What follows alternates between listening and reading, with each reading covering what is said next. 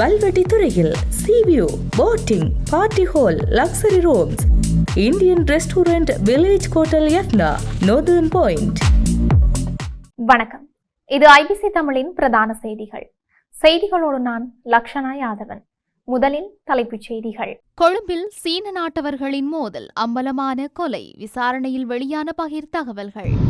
கோட்டாபய ராஜபக்சவுக்கு எதிராக குடும்ப உறுப்பினர் ஒருவரின் வாக்குமூலம். போர்க்குற்றங்கள் தொடர்பில் முக்கிய கருத்துக்களை வெளியிட்டிருக்கும் கலாநிதி நிமல்கா பெர்னாண்டோ. கருப்பு ஜூலை கொடூரர்களின் பின்புலத்தை போதையில் உளறி தள்ளிய ஒரு தமிழர். தங்க விலையில் இன்று ஏற்பட்ட மாற்றம், வாங்கவுள்ளோருக்கு முக்கிய அறிவிப்பு. பால் உற்பத்தியை அதிகரிக்க 1000 ரூபாய் மில்லியன் ஒதுக்கீடு, விவசாய பிரதி அமைச்சர் தெரிவிப்பு. அமைச்சர் ஹர்ஷன நாணயக்கார உடனடியாக ராஜினாமா செய்ய வேண்டும், அஜித் பி பெரேரா வலியுறுத்தல். போலீஸ் விசேட சோதனை நடவடிக்கை, குற்ற செயல்களுடன் தொடர்புடைய 15 பேர் உட்பட 486 சந்தேக நபர்கள் கைது. தொடர்பான விரிவான செய்திகள்.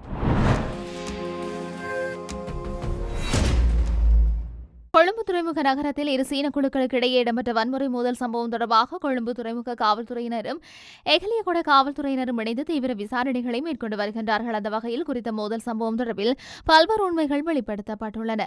காவல்துறையினரின் தகவலின்படி 3 சீன குடிமக்கள் இரவு சுமார் 11 மணியளவில் வாடகை கார் ஒன்றில் வந்து கொழும்பு துறைமுக நகரத்தில் உள்ள தொங்கு பாலத்தில் மீன்பிடித்துக் கொண்டிருந்தார்கள். அதன்போது அதிகாலை 2 மணிக்கும் 3 மணிக்கும் இடைப்பட்ட நேரத்தில் சுமார் 20 சீன நாட்டினர் ஒரு கருப்பு வானில் வந்து இறங்கி அங்கிருந்த 3 பேரையும் தாக்கி அவர்களின் கைகளையும் கால்களையும் கட்டி கண்களை கட்டி 2 கைத்துப்பாக்கிகளை காட்டி மிரட்டியதாக கூறப்படுகின்றது.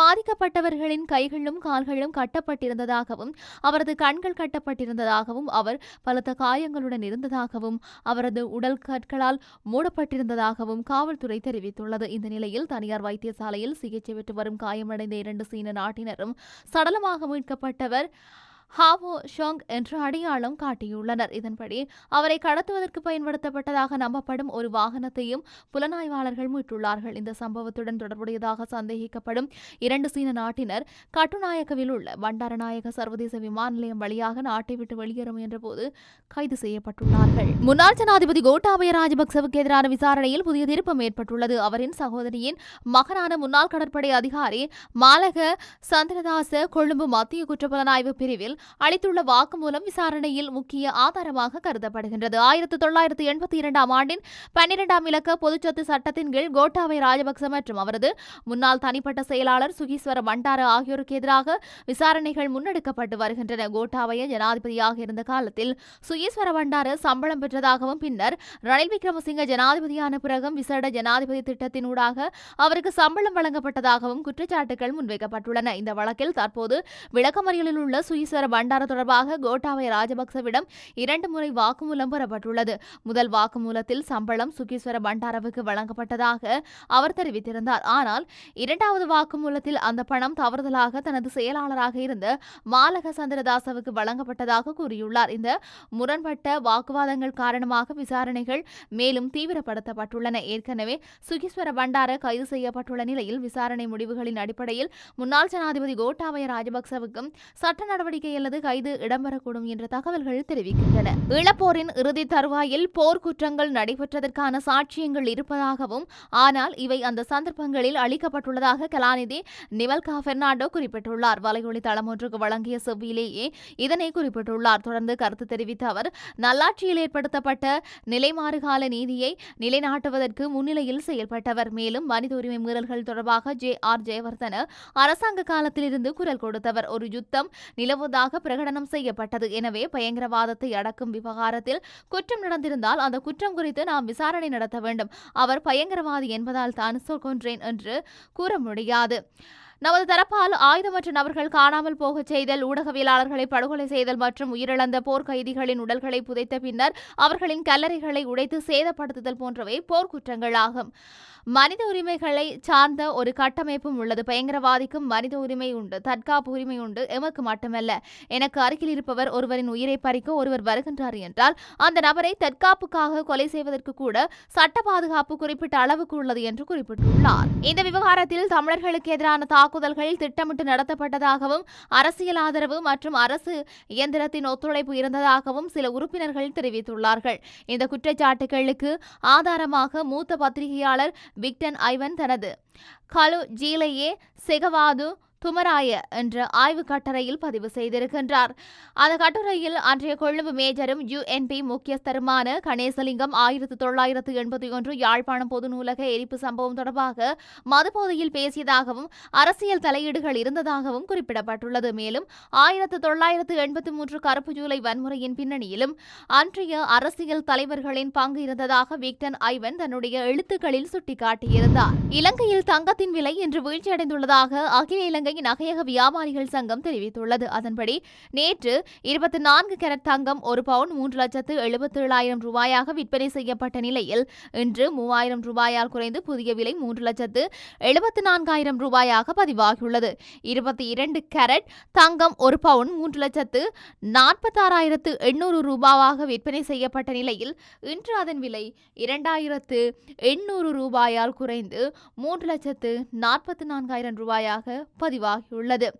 இந்த நிலையில் 24 கேரட் தங்கத்தின் 1 கிராமின் விலை 46,750 ரூபாயாகவும் 22 கேரட் தங்கத்தின் 1 கிராம் 43,000 ரூபாயாகவும் விற்பனை செய்யப்படுகின்றது. சர்வதேச சந்தையில் தங்கத்தின் விலை மாற்றங்களுக்கு ஏற்ப உள்நாட்டு தங்க விலைகளிலும் தொடர்ந்து ஏற்ற இறக்கங்கள் பதிவாகி வருகின்றமை குறிப்பிடத்தக்கது. இலங்கையின் நாளாந்த பால் தேவையில் 43% மாத்திரமே உள்நாட்டில் உற்பத்தி செய்யப்படுவதாக விவசாய பிரதி அமைச்சர் நாமல் கருணாரத்ன தெரிவித்துள்ளார். இலங்கை முதலீட்டு வழிகாட்டி தொகை மதிப்பு மற்றும் புள்ளி விவர திணைக்களத்தின் தரவுகளின் அடிப்படையில் இந்த தகவல்கள் வெளியாகியுள்ளதாக இன்று பாராளுமன்றத்தில் அவர் தெரிவித்திருந்தார். இதன் காரணமாக வருடாந்த பால் உற்பத்தியை 410 மில்லியன் லீட்டரிலிருந்து 1,200 மில்லியன் லீட்டராக அதிகரிப்பதற்காக இவ்வருட வரவு செலவு திட்டத்தில் 1,000 மில்லியன் ரூபாய் ஒதுக்கப்பட்டுள்ளதாகவும் சுட்டிக்காட்டியிருக்கின்றார்.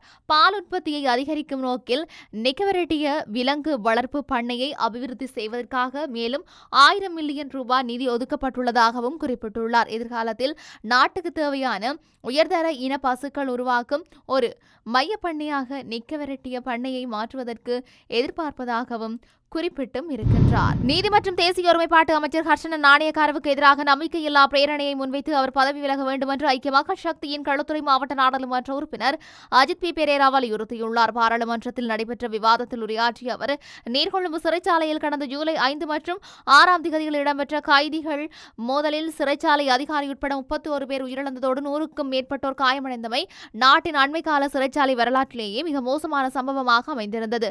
சிறைச்சாலைகள் மறுசீரமைப்பு நிர்வாக மேம்பாடு உட்கட்டமைப்பு அபிவிருத்தி மற்றும் நெரிசலை குறைப்பதற்கான பொறுப்புகளை அமைச்சர் முறையாக நிறைவேற்றவில்லை என்றும் அரசாங்கத்தின் தேர்தல் வாக்குறுதிகளையும் செயல்படுத்த தவறியதாகவும் அவர் குற்றம் சாட்டினார். இதன் காரணமாக நீதி மற்றும் தேசிய ஒருமைப்பாட்டு அமைச்சர் ஹர்ஷன நாணயக்கார மீது நம்பிக்கை இழந்துள்ளதாகவும் சிறந்த அரசியல் பொறுப்புணர்வை வெளிப்படுத்தும் வகையில் அவர் சுய விருப்பத்துடன் பதவி விலக வேண்டும் என்றும் அஜித் பி பெரேரா வலியுறுத்தியுள்ளார். பொலிஸ் மா அதிபரின் நேரடி அறிவுறுத்தலுக்கு அமைவாக நாடளாவிய ரீதியில் முன்னெடுக்கப்பட்டு வரும் விசேட குற்றத்தடுப்பு மற்றும் போதைப்பொருள் ஒழிப்பு விசேட சோதனை நடவடிக்கைகளுக்கு அமைய பல்வேறு குற்ற செயல்களுடன் நேரடியாக தொடர்புடைய 15 முக்கிய சந்தேக நபர்கள் உட்பட 486 பேர் கைது செய்யப்பட்டிருக்கின்றார்கள். குற்ற செயல்களை கட்டுப்படுத்தும் நோக்கில் அனைத்து போலீஸ் நிலையங்களையும் உள்ளடக்கிய வகையில் வலய மட்டத்திலான போலீஸ் விசேட சோதனை நடவடிக்கைகள் தீவிரப்படுத்தப்பட்டிருக்கின்றன. மதுபோதையில் வாகனம் செலுத்திய 90 சாரதிகளும் ஆபத்தான முறையில் அலட்சியமாகவும் கவனஈனத்துடனும் வாகனம் செலுத்திய 113 சாரதிகளும் கைது செய்யப்பட்டதோடு ஏனைய போக்குவரத்து விதிமீறல்களில் ஈடுபட்ட 4,392 பேருக்கு எதிராகவும் சட்ட நடவடிக்கை எடுக்கப்பட்டுள்ளதாக போலீஸ் ஊடக பிரிவு தெரிவித்துள்ளது. செய்திகளின் நிறைவாக மீண்டும் தலைப்புச் செய்திகள். கொழும்பில் சீன நாட்டவர்களின் மோதல், அம்பலமான கொலை, விசாரணையில் வெளியான பகிர் தகவல்கள். கோட்டாபய ராஜபக்சவுக்கு எதிராக குடும்ப உறுப்பினர் ஒருவரின் வாக்குமூலம். போர்க்குற்றங்கள் தொடர்பில் முக்கிய கருத்துக்களை வெளியிட்டிருக்கும் கலாநிதி நிமல்கா பெர்னாண்டோ. கருப்பு ஜூலை கொடூரர்களின் பின்புலத்தை போதையில் உளறி தள்ளிய ஒரு தமிழர். தங்க விலையில் இன்று ஏற்பட்ட மாற்றம், வாங்க உள்ளோருக்கு முக்கிய அறிவிப்பு. பால் உற்பத்தியை அதிகரிக்க 1,000 ரூபாய் மில்லியன் ஒதுக்கீடு, விவசாய பிரதி அமைச்சர் தெரிவிப்பு. அமைச்சர் ஹர்ஷன நாணயக்கார உடனடியாக ராஜினாமா செய்ய வேண்டும், அஜித் பி பெரேரா வலியுறுத்தல். போலீஸ் விசேட சோதனை நடவடிக்கை, குற்ற செயல்களுடன் தொடர்புடைய 15 பேர் உட்பட 486 சந்தேக நபர்கள் கைது. இத்துடன் ஐபிசி தமிழின் பிரதான செய்திகள் நிறைவு பெற்றன. செய்திகளை உடனுக்குடன் அறிந்து கொள்ள ஐபிசி தமிழ் என்ற எமது யூடியூப் பக்கத்தினூடாக இணைந்திருங்கள். வணக்கம். வல்வெட்டி துறையில் sea view boating party hall luxury rooms Indian restaurant village hotel Jaffna northern point.